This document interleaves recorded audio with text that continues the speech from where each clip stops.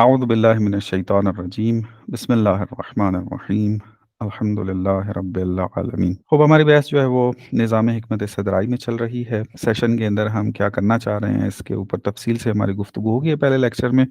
اس کا جو ہے وہ یہاں پر تکرار نہیں کرتے۔ جس کتاب کو ہم نے محور قرار دیا ہے وہ یہ کتاب ہے درآمدی میں نظام حکمت صدرائی کے جو آغا ابودیت نے لکھی ہے۔ ہم یہاں اس کتاب کے تقریباً 37 پیج کے اوپر جو ہے وہ پہنچ چکے تھے۔ آج جو ہے ہم نے یہاں سے لیکچر کو جو ہے وہ سٹارٹ کرنا ہے شیوہ ارائے مطالب۔ شیوہ یعنی طریقہ کار، یہ کیا رہا ہے؟ تو یہاں پر چند اہم نکات بیان کرتے ہیں جو ملا صدرہ کو پڑھنے کے لیے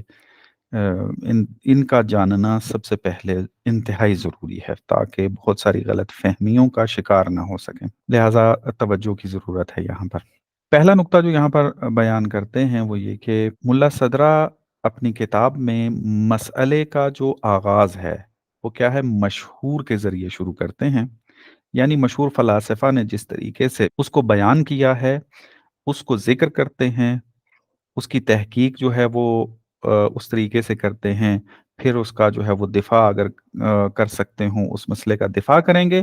یہ سلسلہ کیوں کرتے ہیں؟ تاکہ طالب علم کے ذہن میں زمینہ فراہم ہو جائے، یعنی گراؤنڈ بن جائے، اس کا ذہن تیار ہو جائے، تاکہ وہ ملا صدرہ کی تحقیقی گفتگو اور تحقیقی نظریے کو جو ہے وہ جان سکے۔ اور پھر جب بحث کی انتہا میں پہنچتے ہیں، یا مثلا انتہا پہ نہ بھی پہنچے، وسط میں یا جہاں بھی وہ ضروری سمجھتے ہیں، وہاں پر کیا کرتے ہیں، اپنی خاص نظر کو بیان کر دیتے ہیں۔ مثلا ملا صدرہ جو ہے وہ اسفار کے جلد نمبر 1 صفحہ 85 کے اندر اس بات کی طرف جو ہے وہ اشارہ کرتے ہیں، اپنی روش کی طرف فرماتے ہیں کہ نحن سلکنا اولا مسلک القوم فی اوائل الابحاث و اواسطها، کہ ہم جو ہیں وہ ابتدائی بحث کے اندر، درمیانے بحث کے اندر، یعنی بحث کے درمیان کے اندر بھی اگر پہنچ جائیں، مڈ میں بھی پہنچ جائیں، تو ہمارا طریقہ کار یہ ہے کہ ہم مسلک قوم کو جو ہے وہ ذکر کرتے ہیں، پھر اس کے بعد جو ہے وہ ان سے جو ہے وہ جدا ہو جاتے ہیں۔ اچھا، مسلک قوم سے آغاز کیوں کرتے ہیں؟ تاکہ ان کو جب نیا نظریہ یا جدید تحقیق بیان کی جائے تو وہ ان کو عجیب محسوس جو ہے وہ نہ ہو، طبیعت ہے وہ آمادہ ہو جائے۔ پھر یہاں پہ چند مثالیں دیتے ہیں اس کو بیان کرنے، فرماتے ہیں کہ مثلا آپ اگر اسفار کتاب کا مطالعہ کریں گے، یہاں پر بحث جو ہے نا امکان ذاتی کی بیان کرتے ہیں۔ امکان ذاتی کیا ہے یہ ہم تفصیل سے بعد میں پڑھیں گے۔ ایک بحث ہوتی ہے کہ معلول علت کا محتاج کیوں ہے، تو یہاں پر مختلف نظریات جو ہیں وہ سامنے آتے ہیں۔ وہاں پر یہ کہا جاتا ہے کہ چونکہ وہ ممکن ہے، چونکہ وہ ممکن ہے اس وجہ سے وہ علت کا محتاج ہے۔ اور یہ جو کہا جاتا ہے چونکہ وہ ممکن ہے، اس کو مشہور فلاسفہ تعبیر کرتے ہیں امکان ذاتی کے ساتھ، کہ وہ امکان ذاتی اپنی ذات کے اندر وہ ممکن ہے، امکان ذاتی، اس کو جو ہے وہ بیان کرتے ہیں ملا صدرہ۔ لیکن پھر جو ہے وہ آہستہ آہستہ پھر کیا کرتے ہیں، اس بحث کو لے جاتے ہیں امکان فقری کی طرف۔ امکان فقری ہے یہ بھی ممکن، لیکن یہاں امکان تھوڑا گہرائی میں چلا جاتا ہے، اس کا معنی بڑا گہرا ہو جاتا ہے۔ امکان ذاتی کی نسبت جو ہے اس کے اندر ذرا ڈیپتھ آ جاتی ہے، اور دقت سے علت و معلول کا رابطہ جو ہے وہ سمجھ میں آتا ہے، اور توحیدی ہمارا نظریہ اس کے ساتھ سازگار جو ہے وہ نظر آتا ہے۔ امکان فقری کیا ہے؟ یہاں پر کہا جاتا ہے کہ امکان فقری یعنی محتاج محض،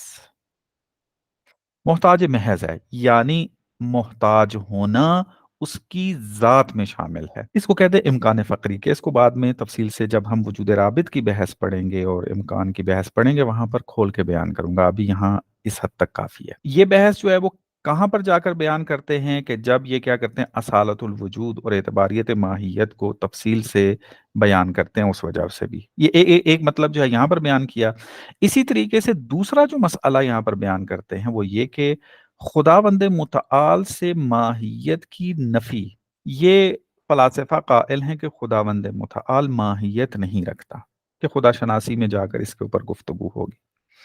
ماہیت سے کیا مراد ہے، اصالت الوجود میں بات ہوگی، اور پھر خدا ماہیت کیوں نہیں رکھتا اس کی دلیل جو ہے خدا شناسی میں جا کر بات ہوگی۔ تو یہاں پر مشائی جو فلاسفہ ہیں ان کے استدلال کو بیان کرتے ہیں، لیکن جب بعد والی مباحث میں وہ اصالت الوجود کو ثابت کر دیتے ہیں، پھر آ کر ان کے استدلال کو رد کرتے ہیں اور اپنے دلائل کو جو ہیں وہ ذکر کرتے ہیں۔ یہ ایک مسئلہ تھا۔ بس یہاں تک ہم نے دو مسئلے مثال کے طور پہ لے لیے کہ آغاز جو ہے وہ مشہور فلاسفہ کے مطابق چلتے ہیں، اور درمیان میں یا آخر میں جا کر اپنی نہائی نظر کو بیان کر دیتے ہیں۔ تیسرا جو مسئلہ ہے کہ جہاں پر یہ کام کیا کہ فلسفے کی جب آغاز کرتے ہیں، وہاں جو واقعیات ریالٹیز ہیں ان کی کثرت کو مانتے ہیں، کیونکہ فلسفے میں جو رائے قابل قبول ہے وہ یہ ہے کہ جتنی بھی ریالٹیز ہیں، واقعیات ہیں، حقیقتیں ہیں، وہ کثیر ہیں، ایک دوسرے سے فرق کرتی ہیں، اور اس کا آپس میں کوئی اس طریقے سے ربط نہیں ہے۔ لیکن پھر جا کر کیا کرتے ہیں، تشکیک وجود جو ہے یہاں پر بیان کرتے ہیں، اسی چیز کو ثابت کرنے کے لیے کہ واقعیات کی جو کثرت ہے وہ حقیقی ہے۔ اس کو ثابت کرنے کے لیے وہ کیا کرتے ہیں، نظریہ تشکیک در وجود کو بیان کرتے ہیں کہ تشکیک وجود کا ہم نے نظریہ تفصیل کے ساتھ پڑھنا ہے، تو وہاں پر اس کی جو ہے وہ آ، تفصیلی مطالب جو ہیں وہ ذکر ہوں گے کہ تشکیک میں ہوتا کیا ہے۔ یہاں پر ایک خلاصے کے طور پہ اگر میں بیان کر دوں، وہ یہ ہے کہ یہاں پر وحدت اور کثرت دونوں کیا ہیں، حقیقی ہیں۔ وحدت بھی حقیقی ہے اور کثرت بھی حقیقی ہے، یہ نظریہ تشکیک در وجود کے اندر ہے۔ لیکن جناب ملا صدرہ کیا کرتے ہیں، آہستہ آہستہ مباحث کو آگے لے کر جاتے ہیں۔ جب وہ علت و معلول کی مبحث میں پہنچتے ہیں، وہاں پر وہ وجود رابط ہونا معلول کا ثابت کرتے ہیں، تو فوراً وہاں پر وحدت شخصیہ کی نظر دے دیتے ہیں۔ فرماتے ہیں کہ وحدت الوجود کا جو عرفاء کا نظریہ ہے وہ نظریہ حقیقت کے قریب ہے، حقیقت ہے، اس کو بیان کرتے ہیں، اور کثرت کو جو ہے وہ اس کے شعونات میں لے جاتے ہیں، یعنی کثرت اس کے تجلیات میں سے ہیں، اس کے مظاہر میں سے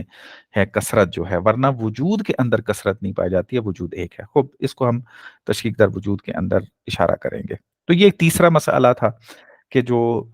ملا صدرہ نے جو ہے یہاں پر اس طریقے سے بیان کیا ہے۔ چوتھا مسئلہ جو یہاں پر بیان کرتے ہیں مثال کے طور پر کہ جہاں ملا صدرہ آغاز جو ہے وہ مشہور فلاسفہ کے مطابق کرتے ہیں، لیکن بعد میں پھر اپنا نظریہ جو ہے وہ بیان کرتے ہیں، وہ چوتھا مسئلہ جو ہے وہ یہ اپنی کتاب مبدأ و معاد کے اندر جب بحث کر رہے ہوتے ہیں کہ ممکنات کی موجودیت کا ملاک کیا ہے، تو وہاں پر وہی نظریہ بیان کرتے ہیں جو وہ سریان الوجود کتاب کے اندر ذکر کرتے ہیں اس کو۔ سریان الوجود جیسے میں نے پہلے بھی بیان کیا تھا، جب کتابوں کا تذکرہ ہو رہا تھا، ملا صدرہ کی پہلی کتابوں میں سے ہے، اور یہ انہوں نے اپنے استاد کے نظریے کے مطابق لکھی ہے کہ جو اصالت ماہیت کے ساتھ سازگار ہے۔ خوب اصالت ماہیت اور اعتباریت وجود یا اصالت وجود اعتباریت ماہیت، اس کو ہم نے فوراً مقدماتی بحث ختم کرنے کے بعد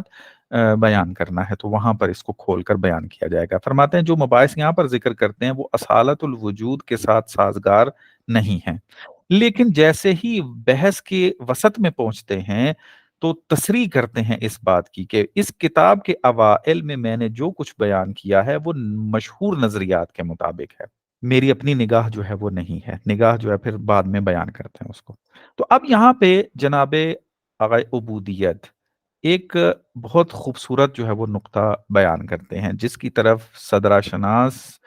افراد جو ہیں وہ تاکید کرتے ہیں، اور جو افراد ملا صدرہ کو بغیر استاد کے یا ماہر اساتذہ کے بغیر اسٹڈی کرتے ہیں یا سیلف اسٹڈی کرتے ہیں ملا صدرہ کی کتابوں کی، تو اس نقطے سے چونکہ غافل ہوتے ہیں وہ یہ سمجھتے ہیں کہ ملا صدرہ جو ہے اس کی نظریات کے اندر تناقض پایا جاتا ہے، کانٹرڈکشن پائی جاتی ہے، آپس میں ٹکرا رہے ہیں نظریہ، ملا صدرہ کو سمجھ نہیں آ رہی ہے کہ شروع میں کچھ بیان کرتا ہے، درمیان میں کچھ بیان کر رہا ہے، آخر میں جو ہے وہ کچھ اور بیان کر رہا ہے۔ تو یہ چیز جو ہے یہ احساس کرتے ہیں، تو جو اس نقطے سے آگاہ ہے، جو روش ہم نے ملا صدرہ کی بیان کی ہے، اس کو اگر وہ مد نظر رکھے گا تو کبھی بھی ملا صدرہ پر یہ تہمت نہیں لگائے گا کہ یہ نظریہ جو ہے وہ نظریات جو ہیں ملا صدرہ کے وہ آپس میں ٹکراتے ہیں، تناقض رکھتے ہیں، کنٹروڈکشن رکھتے ہیں، یہ ایسا نہیں ہے۔ بس یہ پہلا نقطہ تھا۔ دوسرا نقطہ جو یہاں پر بیان کرتے ہیں وہ یہ کہ جو پرانے فلاسفر تھے، یعنی ملا صدرہ سے پہلے کے فلاسفر تھے، ان کا زیادہ فوکس جو ہے نا محتوا پر ہوتا تھا، مطالب کے اوپر ہوتا تھا۔ وہ اس کے تاریخچے کو، اس کی روش کو اور اس طرح کے جو سائیڈ والے مطالب ہوتے ہیں ان کے اوپر زیادہ وقت جو ہے وہ نہیں لگاتے تھے۔ یعنی وہ مسئلے کے اس بات میں خوبصورت بحث کرتے تھے، اس کے دفاع میں جو ہے وہ بہترین مباحث بیان کرتے تھے، لیکن اس سے ہٹ کر جو بعض مطالب جو ضروری تو ہوتے ہیں لیکن مطلب کو کھولنے کے لیے اتنے زیادہ ضروری نہیں ہیں، وہ بیان نہیں کرتے تھے۔ لیکن ملا صدرہ نے کس روش کو اختیار کیا ہے؟ ملا صدرہ نے ایک تو خود مسئلے کو گہرائی میں جا کر تحقیق کی ہے، اس سے بھی صرف نظر نہیں کیا، لیکن ساتھ ہی ساتھ جو ہے نا کیا کیا ہے، اقوال کو نقل کرنا، اس کو ہر اپنی کتاب کے اندر جو ہے وہ روش میں شامل کیا کہ پرانے فلاسفر نے اس مسئلے میں کیا کہا ہے، ان کی تحلیل کرنا، مخالف قول کی تحقیق کرنا، یہ کام جو ہے یہ ملا صدرہ نے جو ہے وہ انجام دیا ہے، خصوصاً اسفار کے اندر، چونکہ یہ انسائکلوپیڈیا ہے فلسفے کا، تفصیلی کتاب ہے، اس میں اس کام کو جو ہے بہترین انداز میں جو ہے وہ بیان کیا ہے۔ دوسری بعض کتابوں میں تھوڑا اسفار کی نسبت جو ہے وہ کم تر اس کی طرف توجہ دی ہے، لیکن وہاں پر بھی آپ کو اس طرح کی چیزیں جو ہیں وہ مل جائیں گی۔ ملا صدرہ نے دونوں کام کیے ہیں، ایک تو خود مسئلہ کو بڑی گہرائی میں تحقیق کیا جا کر، اور دوسرا یہ کہ اس میں جتنے اقوال موجود ہیں اہم ترین ان کا تذکرہ کر کے ان کے اوپر تحلیل اور تحقیق کی ہے۔ نمونے کے طور پر جو ہے وہ بیان کرتے ہیں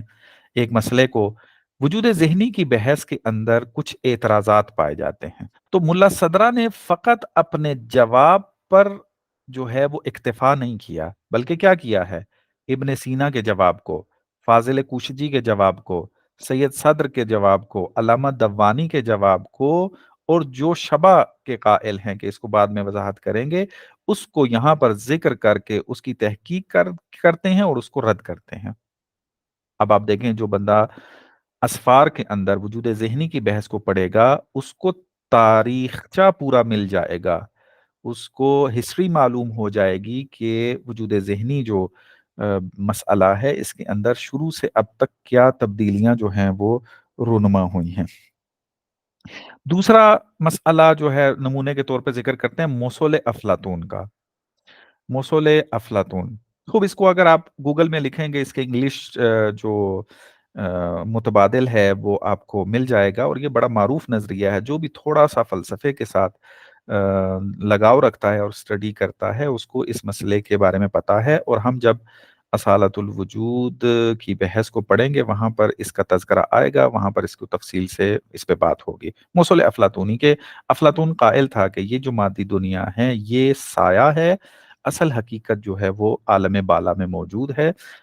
اس کو موصول افلاطون کے نام سے جو ہے وہ یاد کیا جاتا ہے۔ یہاں پر جو ہے ملا صدرہ پہلے کیا کرتے ہیں، مسئلے کی جو تصویر ہے، یعنی اس کو پیش کرنے کا جو انداز ہے اس کو اچھے طریقے سے بیان کرتے ہیں، پھر اس کے بعد جو ہے وہ اقوال ذکر کرتے ہیں، فارابی کا، ابن سینا کا، شیخ اشراق کا، میر داماد کا اور دوسرے فلاسفر کا۔ یہاں پر کیا کرتے ہیں، موصول کی تعویل اور توجیہ کو بیان کرتے ہیں ان فلاسفر کی، اور ان کو رد کرتے ہیں۔ آخر میں جا کر پھر کیا کام کرتے ہیں، یہاں پر تشکیک در ماہیت کو ثابت کر کے پھر موصول افلاطون کو اپنی دلیل کے ساتھ جو ہے وہ ثابت کرتے ہیں۔ خب ابھی اس مسئلے کو سمجھنے کی ضرورت نہیں ہے، جب ہم مقام پر پہنچیں گے تو وہاں پر تفصیل سے اس کی بات آئے گی۔ ہم فقط یہاں پر نمونہ ذکر کر رہے ہیں کہ ملا صدرہ کی روش جو ہے وہ یہ ہے کہ وہ مسئلے کو بیان بھی کرتے ہیں، پھر اس کے اندر مختلف اقوال جو ہیں ان کو ذکر کر کے ان کے اوپر تحقیق کرتے ہیں، ان کو رد کرنا ہے تو رد کرتے ہیں، اور پھر جو ہے وہ اپنا نظریہ، اپنی دلیل جو ہے اس کو بیان کرتے ہیں۔ تو فرماتے ہیں کہ اگر آپ فقط اتنا بھی کام کر لینا کہ ملا صدرہ کے آخر میں، کہ کتابوں کی آخر میں جو لوگوں کے نام آئے ہیں، جو کتابوں کے نام آئے ہیں، ان کو ہی جا کر دیکھ لے، اور خصوصاً جو ہے اسفار کے اندر، تو آپ کو معلوم ہو جائے گا کہ ملا صدرہ کتنے زیادہ اس روش پر جو ہے وہ عمل پیرا تھے، عمل کرتے تھے۔ یہ دوسرا نقطہ تھا۔ تیسرا نقطہ جو یہاں پر بیان کرتے ہیں وہ یہ کہ ملا صدرہ قدیم جو یونانی فلاسفر ہیں ان کے بارے میں بڑے خوشبین تھے، حسن ظن رکھتے تھے۔ ملا صدرہ کے نزدیک یہ افراد جو ہیں وہ انبیاء سلف میں سے تھے، یعنی یہ حکمت کا درس دیتے تھے، اور ان کو جو ہے وہ ہم انبیاء کی کیٹیگری میں شمار کر سکتے ہیں۔ خوب یہ ایک اختلافی نظریہ ہے ہمارا، جو کثرت سے، یعنی آپ یوں کہہ لیں کہ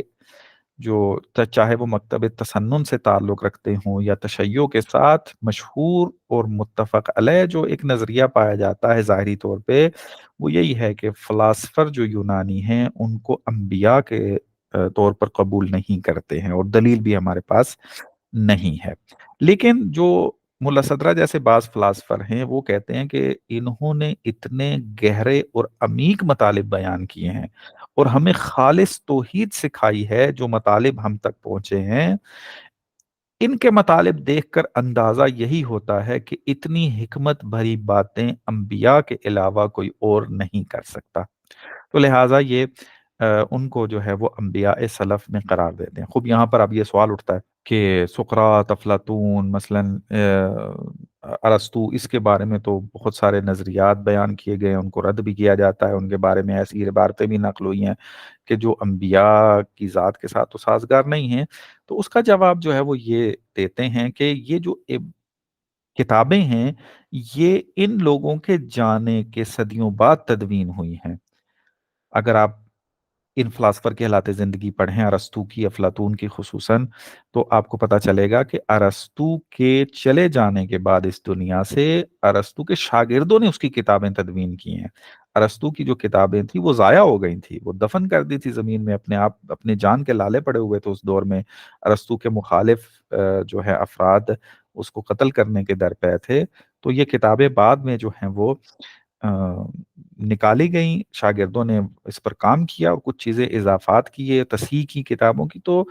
ان لوگوں کے بقول ملا صدرہ جیسے فلاسفر کے نزدیک جو یہ عبارتیں بعض نقل ہوئی ہیں ان کے بارے میں یقین سے نہیں کہا جا سکتا کہ یہ حتماً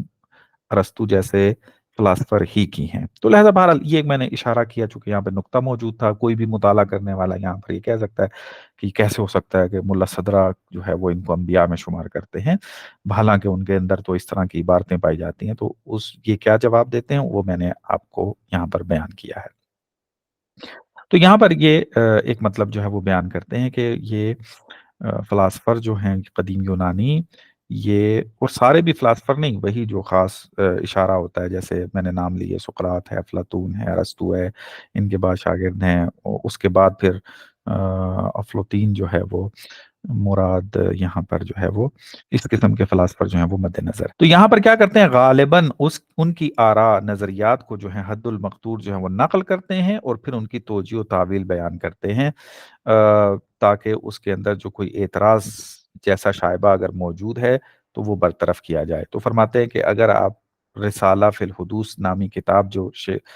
ملا صدرہ کی ہے اس کی طرف رجوع کریں، اور اسی طریقے سے 5 نمبر جلد اسفار کی اور اس کی تیسری اور چوتھی فصل کی طرف رجوع کریں،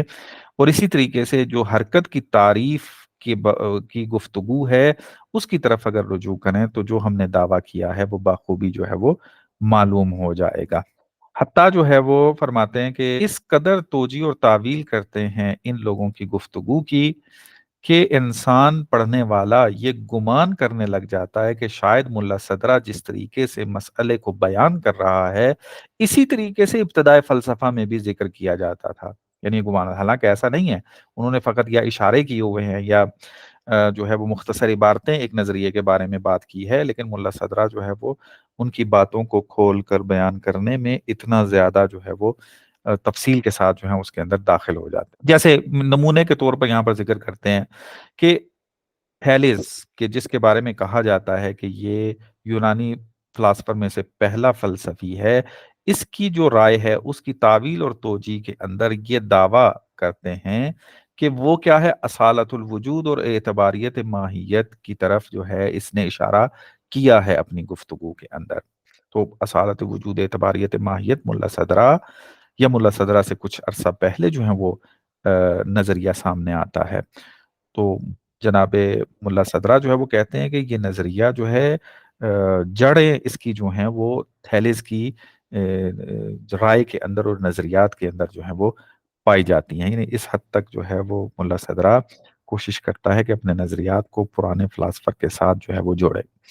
खूब अब वो कितना इसके अंदर कामयाब हुआ है, ये एक तहकीकी नजरी गुफ्तगू है कि इंसान अपनी रिसर्च के मुताबिक फिर फैसला करे कि वो कितना कामयाब हुआ है या नहीं।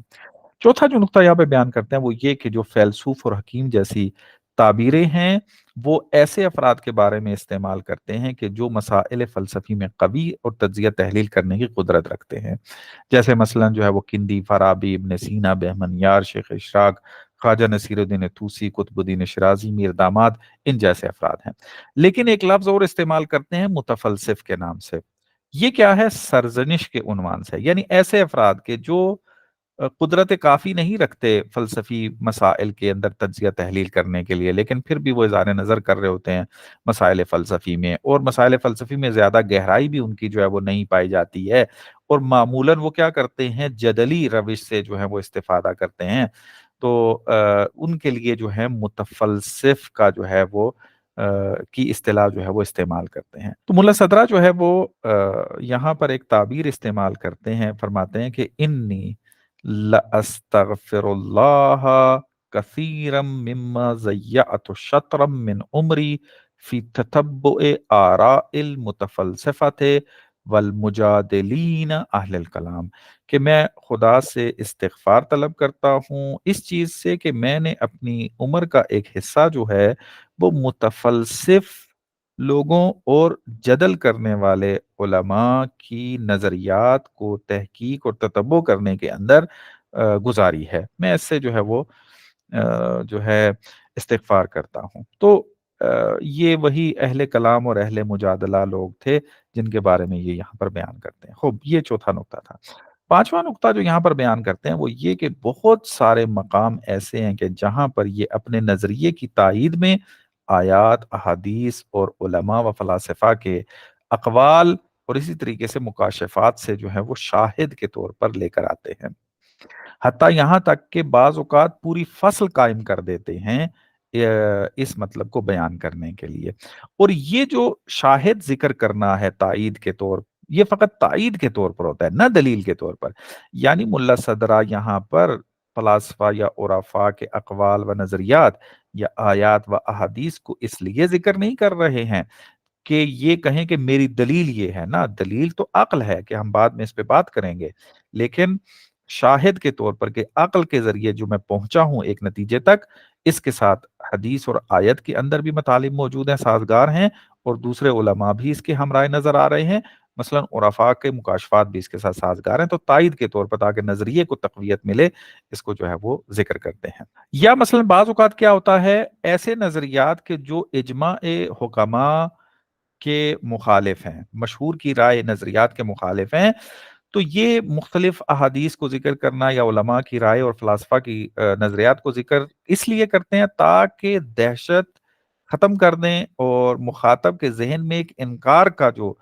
हालत पैदा होती है वो ख़त्म कर दें। ज़ाहिर-सी बात है, जब इंसान देखता है कि इतने बड़े फ़िलासफ़र इस नज़रिए को मानते हैं, अब एक बंदा मुल्ला सदरा जैसा वो एक अलग नज़रिया दे रहा है, तो इंसान नेचुरली तौर पर जो है वो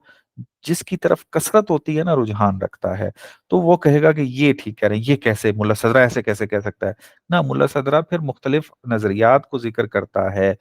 अगर उसके हमराई कोई नज़रियात मिल जाते हैं, आयात या रिवायात का मज़मून अगर मिल जाता है, तो उसको जो है वो ज़िक्र करते हैं ताकि इस मुख़ातब के ज़हन में इस किस्म की हालत पैदा ना हो और वो बगैर रिसर्च के नज़रिए के ऊपर तवज्जो करना ना छोड़ दे, बल्कि वो अ,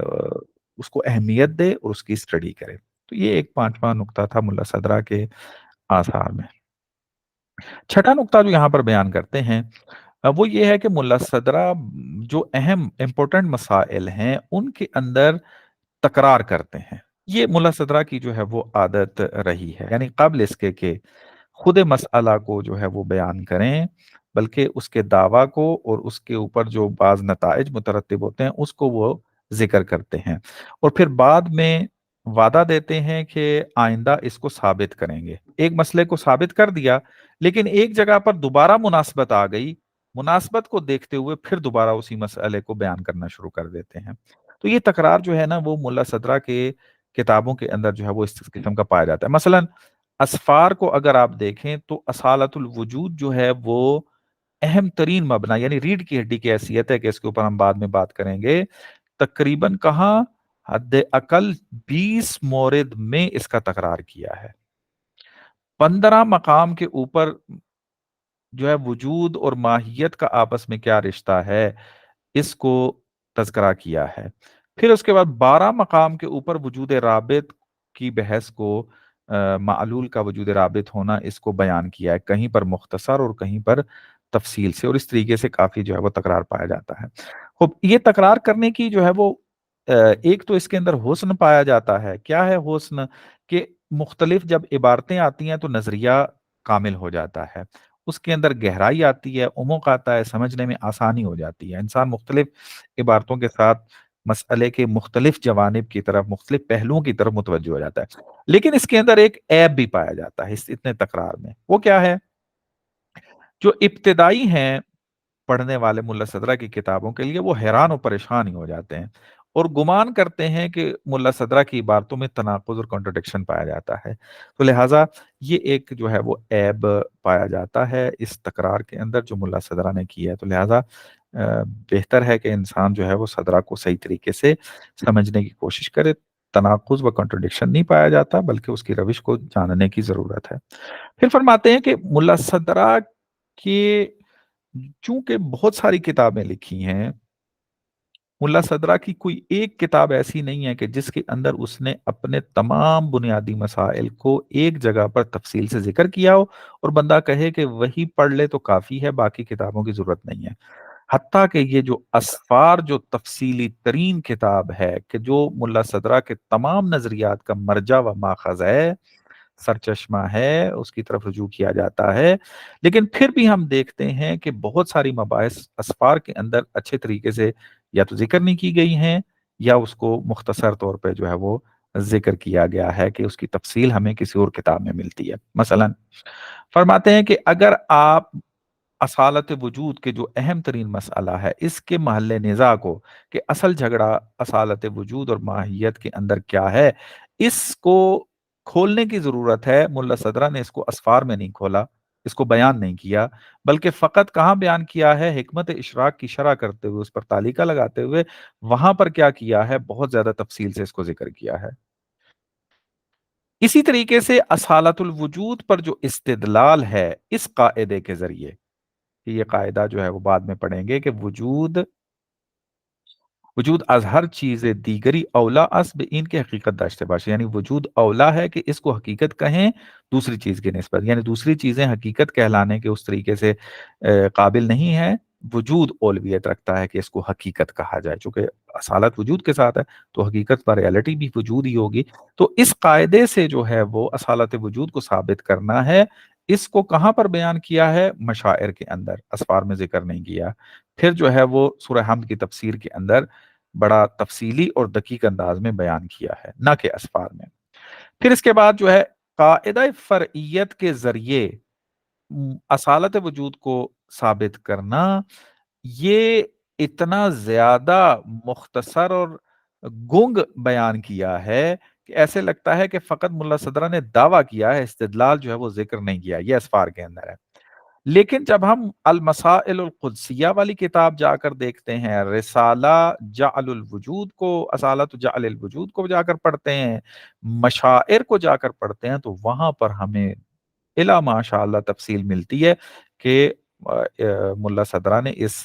قاعدہ فرعیت کے ساتھ اصالت وجود والے نظریے کو جو ہے وہ بیان کیا۔ بس یہاں سے عقائبودیت کیا نتیجہ لیتے ہیں؟ کہتے ہیں کہ ملا صدرہ کی خاص نظریات کا فہم اسفار کے اوپر اس پر اکتفا نہیں کرنا چاہیے۔ بندہ یہ نہ کہے کہ 9 جلدوں میں تفصیلی کتاب لکھی ہے، سب کچھ اس میں لکھ دیا ہوگا، ہم فقط اسفار پڑھیں، اس کے علاوہ کسی اور کی طرف توجہ کرنے کی ضرورت نہیں ہے، یہ چشم پوشی نہیں کر سکتے آپ، بلکہ اس جس نظریے کے اندر جس نقطے کو آپ پڑھنا چاہتے ہیں उसके मुतनासिब जो किताब के अंदर बहस मौजूद है वो वहाँ जाकर जो है आप देखेंगे। मसलन सालतुल वजूद आप सारी किताबों में देखेंगे, आपको सारी मबाहिस जो है वो इकट्ठी मिलेंगी। बस जो सदराशनास बनना चाहता है, सदरा की किताबों को स्टडी करना चाहता है, उसको इस नुक्ते की तरफ जो है वो तवज्जो करने की ज़रूरत है। 8वां जो नुक्ता यहाँ पर बयान करते हैं, फरमाते हैं कि मुल्ला सदरा ने बाब बंदी और फसल बंदी की तरतीब को जो है बिल्कुल ख्याल नहीं रखा। असफार के अंदर जो है ये बहुत सारा नक्स जो है वो हमें असफार में नजर आता है। मसलन क्या कहते हैं कि अभी जो है वो अ, वजूद और अदम के अहकाम जो है वो खत्म नहीं हुए, इससे पहले ही मवाद सलास और वजूद जहनी की बहस को जिक्र कर देते हैं। और फिर जब ये बहस खत्म होती है उसके बाद फिर दोबारा पलट कर आते हैं और ततिम्मा अहकाम वजूद और अदम को जो है वो जिक्र करना शुरू कर देते हैं। यानी होना ये चाहिए था कि अहकाम वजूद और अदम पहले मुकम्मल कर लेते, फिर मवाद सलास की बहस और वजूद ज़हनी की बहस करते हैं ना, पहले वो मवाद सलास और वजूद ज़हनी को बहस करते हैं, उसके बाद जो बचे कुछ मसाइल हैं वजूद आदम के उसको फिर डिस्कस करते हैं। या मसलन मबाहिस हरकत जो बाज हैं इस उन्वान के तहत फी ततिम्मत अहवाल हरकत व अहकामहा इसके झैल में जाकर बहस करते हैं। या बजाय इसके के तमाम इस्तेदलाल जो असालत वजूद पर हैं उसको एक जगह जिक्र करते, उसको जो है बिल्कुल परागंदा, कुछ कहीं पर उस इश्क ए तरह अपना इस्तेदलाल मौजूद हैं, कुछ कहीं पर मौजूद हैं। हाँ, मशाइर के अंदर ये खसूसियत है कि तमाम जो इस्तेदलाल हैं असालतुल वजूद के, उनको एक जगह पर जो है वो जिक्र किया। बस किसी ने अगर एक जगह पर असालतुल वजूद पर हो इस कायम किए गए इस्तेदलालात को पढ़ना है तो वो मशाइर किताब है, असफार में मौजूद हैं लेकिन फैले हुए हैं। या एक और जो है वो मतलब जिक्र करते हैं कि असालतुल वजूद पर होने इश्कालात इश्कालात का जवाब देने से पहले क्या करते हैं, 3 फसलों के ज़िमन में दूसरी मबाहिस को जो है वो ज़िक्र करना शुरू कर देते हैं। फिर बाद में जाकर जो है वो एक फ़स्ल कायम करते हैं ततीमा के नाम से, वहाँ पर फिर बाकी जो एतराज़ात हैं असालतुल वजूद पे, उसको जो है वहाँ पर मुकम्मल करते हैं। यानी इतना फ़ासला जो है वो दरमियान में दे देते हैं। इसी तरीके से जो है वो क्या एक और मसाला जो यहाँ पर ज़िक्र करते हैं, ज़मान के बारे में भी बिल्कुल यही काम करते हैं। कोई तरतीब का जो है वो ख्याल नहीं रखते। तशकीक दर वजूद के मबहस के अंदर भी इसी तरीके से ये रविश अपनी अपनाते हैं। बहरहाल तो इससे भी ये अंदाज़ा होता है कि असफार मुल्ला सदरा जो है वो अहम तरीन किताबों में से ज़रूर है, लेकिन आइडियल किताबों में से नहीं है। इसके अंदर वो रविशें नहीं थी। उसकी बुनियादी वजह ये है कि मुल्ला सदरा जो हैं वो असफ़ार को अपनी पूरी ज़िंदगी में मुकम्मल करते रहे हैं। यानी उनके ज़हन में जो नई-नई रिसर्च आती थी, मतालिब आते थे, वो उसको तदवीन करते रहते थे साथ-साथ। तो लिहाज़ा उनका मद्देनज़र ये नहीं था कि मैं मुनज़्ज़म तौर पर एक एनसाइक्लोपीडिया फ़लसफ़े का तरतीब के साथ लिख कर जाऊँ। ना, उन्होंने साथ-साथ जो है वो दूसरी किताबें भी लिख रहे हैं और साथ-साथ असफ़ार भी लिखते जा रहे हैं। तो वहाँ पर इसलिए बेतरतीबी जो है वो हमें असफ़ार के अंदर जो है वो नज़र आती है। एक और नुक्ता जो यहाँ पर बयान करते हैं वो ये कि बहुत सारी दूसरे उलमा की इबारतों से जो है वो इस्तिफ़ादा करते हैं। मसलन इब्न सीना, बहमनियार है, ग़ज़ाली है, इमाम राज़ी है। इनकी बेऐन ही इबारत को या थोड़ा-सा तसर्रुफ़ करने के बाद ज़िक्र कर देते हैं और नाम भी नहीं लेते। ये एक मुल्ला सदरा के ऊपर जो है ना वो तोहमत लगाई जाती है। बाज़ अफ़राद जो मुल्ला सदरा के मुखालिफ हैं मसलन, वो उन्होंने एक ऐब निकाल कर लेकर आए और कहा देखें जी मुल्ला सदरा तो चोरी करता रहा है दूसरों की नज़रियात को। दलील क्या है? देखें जी यहाँ पर फ़ख्र राज़ी की इबारत है, यहाँ पे ग़ज़ाली की इबारत है, यहाँ पे इब्न सीना की इबारत है, लेकिन नीचे रेफ़रेंस दिया ही नहीं है। तो बस साबित ये हुआ कि मुल्ला सदरा जो है ये इल्मी तौर पर जो है इन्होंने मतालिब को चोरी किया है। तो जनाब उबूदियत इसके दिफा में ये कहते हैं कि ये जो रविश है ना, ये रविश मुख्तस नहीं है मुल्ला सदरा के साथ, यानी फ़कत मुल्ला सदरा नहीं है कि जिसने ये काम किया है, बल्कि अगर आप पुराने फ़िलासफ़र की और उलमा की किताबों की तरफ रुजू करें, तो आपको यही रविश नज़र आएगी। मिसाल के तौर पर ابن سینا نے اپنی کتاب میں جو ہے فارابی کی عبارتوں کو نقل کیا ہے، حوالہ جو ہے وہاں پر نہیں دیا گیا۔ اسی طریقے سے بہمنیار نے جو ہے ابن سینا کی بہت ساری عبارات کو نقل کیا ہے، وہاں پر حوالہ جو ہے ریفرنس جو ہے وہ ابن سینا کا نہیں دیا ہے۔ حتیٰ شہید مطہری یہ کہتے ہیں کہ کتاب التحصیل جو کہ بہمنیار نے لکھی ہے، یہ کہا جا سکتا ہے کہ ابن سینا کی عبارتوں کو مد نظر رکھتے ہوئے ابن بہمنیار نے لکھا ہے، اور یہ اس ابن سینا کی عبارات کی تصحیح کی ہے، اور یہ تصحیح قیاسی ہے۔ حالانکہ بہمنیار نے اپنے نظریات کو ذکر کیا ہے جس کو وہ مانتا تھا، لیکن ہم یہ کہہ سکتے ہیں کہ بہمنیار کی یہ تمام گفتگو جو ہے وہ ابن سینا کی تصحیح ہے، جس طریقے سے انہوں نے یہاں پر ابن سینا کی فراوان عبارتوں کو جو ہے وہ ذکر کیا ہے۔ ایک اور حوالہ جو ہے وہ ذکر کرتے ہیں، بیان الحق بے زمان صدق ابو العباس لوکری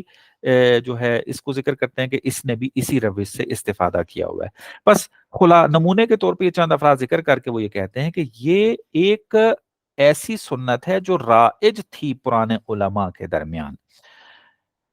آپ چوری کا الزام تو تب لگائیں کہ جب آج کا جو میتھڈ ہے یا آج کی جو روش ہے، آج کا جو طریقہ کار ہے، یہ اس دور کے اندر بھی رائج ہو، پھر آپ کہیں کہ نام نہیں ذکر کیا پس چوری ہے۔ پرانے زمانے میں یہ نہیں تھا۔ ہاں ابھی جو ہے یہ ایک آپ نے جس کی بات بھی نقل کرنی ہے وہ ریفرنس کے ساتھ ہونی چاہیے، اگر نہیں کریں گے تو یہ علمی طور پر چوری جو ہے وہ شمار کی جائے گی۔ تو فرماتے ہیں کہ یہ پرانے علماء اور پرانے دور کے اندر یہ روش جو ہے رائج نہیں تھی کہ حتماً ریفرنس ذکر کریں ورنہ آپ چور شمار ہوں گے۔ اگر یہ روش پائی جاتی پرانے زمانے کے اندر اور الزامی ہوتی تو اتنے سارے نمونے ہمیں تاریخ میں نہ ملتے۔ یہ تو فقط فلسفی انداز میں ذکر کیا ہے، اگر آپ دوسرے علوم کے اندر بھی ریسرچ کرنا شروع کریں تو آپ کو بہت سارے موارد ملیں گے جہاں ایک عالم دوسرے عالم کی عبارت کو جو ہے وہ نقل کر رہا ہے، لیکن اس میں جو ہے اس عالم کا ریفرنس جو ہے وہ نہیں دے رہا۔ خوب، یہ ایک مطلب تھا۔ دوسرا مطلب جو یہاں بیان کر رہے ہیں وہ یہ کہ یہ بے عین ہی عبارات کو کیوں ذکر کیا جاتا تھا؟ اس کی وجہ یہ تھی کہ انسان جو ہے وہ وقت بچا رہا ہے اپنا، اور وہ دیکھ رہا ہے کہ میں جو مطلب بیان کرنا چاہ رہا ہوں نا اس کو فخر رازی نے بڑا خوبصورت بیان کیا ہے، تو وہ عبارت اٹھا کے فوراً وہاں پہ ذکر، یعنی مطلب وہی ہے جو میں سمجھا ہوں، ابن رازی کا بھی وہی مطلب ہے جو میں سمجھاؤں، تو چونکہ رازی نے پہلے سے خوبصورت عبارت کے ساتھ بیان کیا ہوا ہے، اسی عبارت کو لا کے میں یہاں رکھ دوں، خود بخود خود سے الگ عبارتوں کو بنانے کی جو ہے وہ ضرورت نہیں ہے۔ اس سے کیا ہے، وقت بچانا ہے تاکہ دوسرے کام جو ہے وہ علمی کر سکیں۔ خوب، آیا یہ ہماری توجیہ ہے یا ملا صدرہ نے اس کی طرف جب وہ اشارہ کیا ہے؟ تو یہاں پر جو ہے وہ حوالہ دیتے ہیں، اگر ملا صدرہ کی کتاب مفاتیح الغیب کے صفحہ 317 پہ رجوع کریں جا کر، وہاں پر یہ مطلب بیان کرتے ہیں، کہتے ہیں فہذا ما اوردناہ فی ھذا المفتاح وآثرنا من البیان ما وقع به المحاذات فی اکثر ہی لما وجدنا من کلام بعض علماء الاسلام حذرا من اطالت الزمان فی تبدیل صور الالفاظ والمبانی مع الاتفاق فی المقاصد والمعانی۔ کہتے ہیں یہ جو میں نے اس مفتاح یعنی مفاتیح الغیب کو مفتاح میں تقسیم ہے، اس مفتاح میں جو میں نے مطالب بیان کیے ہوئے ہیں، یہ بعض دوسرے علماء نے جو ہے بیان کیا تھا، ان سے میں نے اس کو یہاں پر بیان کیا ہے۔ کس وجہ سے؟ حذرا من اطالت الزمان، تاکہ زمان سے سرفاز جوئی کیا جا سکے، زمان کو کم کیا جا سکے، جو وقت میرا لگنا ہے اپنی عبارتیں بنانے میں، اس سے وقت کو بچا لیا جائے۔ حالانکہ ہم کیا ہیں؟ مع الاتفاق فی المقاصد والمعانی، جو مقصد ہے، جو نتیجہ ہے، جو معنی ہے، اس میں ہم متفق ہیں۔ یہی مطلب میں بھی بیان کرنا چاہ رہا تھا۔ اب مطلب مجھے اچھے انداز میں مل گیا تو میں نے اس کو عبارت کے ساتھ جو ہے وہ ذکر کر دیا ہے۔ خوب، یہ ایک مطلب جو ہے پھر یہاں پر بیان کرتے ہیں، کہتے ہیں یہ جو سنت ہے دوسروں کی عبارتوں کو نقل کرنا، یہ شاید اس وجہ سے تھا کہ ان علماء کے عرف میں یہ سمجھا جاتا تھا کہ نظریہ جو ہے وہ جو نظریہ تخلیق کرنے والا ہے اس کی ملکیت نہیں ہے، اس کے ساتھ مختص نہیں ہے، بلکہ ہر وہ انسان کے جو اس نظریہ کو فہم کر لے اور پھر اس کے اوپر عقیدہ لے آئے، وہ بھی اسی نظریے کا صاحب کہلائے گا۔ یہ ان کے ذہن میں ایک مطلب موجود تھا کہ ایک مثلا فخر رازی نے ایک نظریہ دیا، ملا صدرہ نے اس نظریے کو دیکھا، اس کو سمجھا اور اسی نظریے کے اوپر ایمان لے آئے کہ چونکہ اس کے دلائل قوی تھے۔ اب ملا صدرہ چونکہ مطلب پر ایمان لے آیا ہے دلائل کی وجہ سے، اس کو پختہ سمجھا ہے، تو اب یہ مختص نہیں ہے فخر رازی کے ساتھ، بلکہ اس میں ملا صدرہ بھی شامل ہے۔ اب ملا صدرہ اگر فخر رازی کی عبارت بے اے نہیں اٹھا کے ذکر کر دیتا ہے بغیر ریفرنس کے، تو یہ نہیں کہا جا سکتا کہ اس نے چوری کیا ہے، کیونکہ ملا صدرہ بھی اسی نتیجے پر پہنچا ہے۔ تو لہٰذا یہ اس وقت جو ہے یہ روش جو ہے وہ موجود تھی، مختص جو ہے وہ نظر نہیں سمجھتے۔ ہاں ہمارے دور میں جو ہے یہ کہا جاتا ہے جس نے نظریہ ایجاد کیا ہے، دیا ہے، پہلا بندہ ہے جو اسی کے ساتھ مختص ہے۔ اگر کسی نے جو ہے وہ نظریہ دینا ہے، بعد میں ذکر کرنا ہے، نقل کرنا ہے، تو وہ کیا ہونا چاہیے پھر ریفرنس کے ساتھ ہونا چاہیے۔ خوب فرماتے ہیں کہ آج کل کے دور میں بہرحال اس کا خیال رکھنا چاہیے۔ تو فرماتے ہیں کہ آیا ذکر نہ کیا جائے ریفرنس کو یہ بہتر ہے یا ریفرنس کرنا ذکر کرنا بہتر ہے؟ کہتے ہیں یہ تو 100% بات درست ہے کہ اگر آپ کسی کی عبارت کو نقل کر رہے ہیں اور پھر اس کا ریفرنس دیتے ہیں تو یہ بہترین ہے۔ کیوں؟ تاکہ بعد والے لوگ جب آپ کی عبارتوں کو پڑھیں گے تو ان کو پتا چل جائے گا کہ یہ نظریہ فقط ملا صدرہ کے ساتھ مربوط نہیں ہے، بلکہ ملا صدرہ سے پہلے بھی دوسرے علماء جو ہیں وہ اس کے قائل رہے ہیں۔ تو تاریخی اعتبار سے ریسرچ کرنے کے اندر سہولت مل جائے گی محقق کو اور پڑھنے والے کو۔ تو اس اعتبار سے یہ مشکل نہیں ہے۔ بس الزام جو لگایا جاتا ہے وہ بے بنیاد ہے، لیکن وجہ کیا تھی اس کی وجہ جو ہے وہ آپ کی خدمت میں بیان کر دی ہے۔ پھر اس کے بعد جو ہے ملا صدرہ کے آخری نقطے کو یہاں پر بیان کرتے ہیں کہ ملا صدرہ نے جو ہے وہ اپنی کتاب کے لکھنے کے اندر جو ہے وہ کیا کام اختیار کیا ہے، جو اس کی تخصصی یا علمی کتابیں نہیں ہیں ان کے اندر جو ہے بڑا مختصر عبارتیں اور سخت عبارتیں استعمال کی ہیں، لیکن جو ان کی علمی کتابیں ہیں ان کو بڑا روان، سلیس اور مشکل نہ ہونا عبارتوں کو اس کا خیال رکھتے ہوئے جو ہے وہ لکھا ہے۔ تفصیل بعض جگہ دے دیتا ہے ایک مطلب کو کہ جو پڑھنے والے کو آسان سمجھتا ہے، حتیٰ اتنا آسان بیان کیا ہے کہ پڑھنے والا ریسرچر یا طالب علم کیا کرتا ہے، وہ سمجھتا ہے کہ اب مجھے استاد کی یا شرح کی ضرورت ہی نہیں ہے، حالانکہ ایسا نہیں ہے۔ فہم کو سمجھنے کے لیے استاد کی جو ہے وہ ضرورت پڑے گی۔ عبارتوں کا آسان ہونا اس کو اس غلطی میں ڈال دیتا ہے کہ میں سیلف اسٹڈی سے مسئلہ کو سمجھ لوں گا، تو وہ یہ تصور جو ہے وہ کرنا شروع کر دیتا ہے۔ خوب یہ ایک آخری نقطہ جو ہے وہ رہ گیا ہے اس مقدمے کا، پھر اگلی بحث میں داخل ہوں گے۔ تو میرے خیال میں چونکہ اس درس کا ٹائم جو ہے وہ کافی ہو گیا ہے، اس کو جو ہے وہ ہم یہیں پہ روک دیتے ہیں تاکہ اگلے درس میں اس کو شامل کر کے اگلے درس میں شامل ہو جائیں گے۔ وصلی اللہ علی محمد وآلہ محمد۔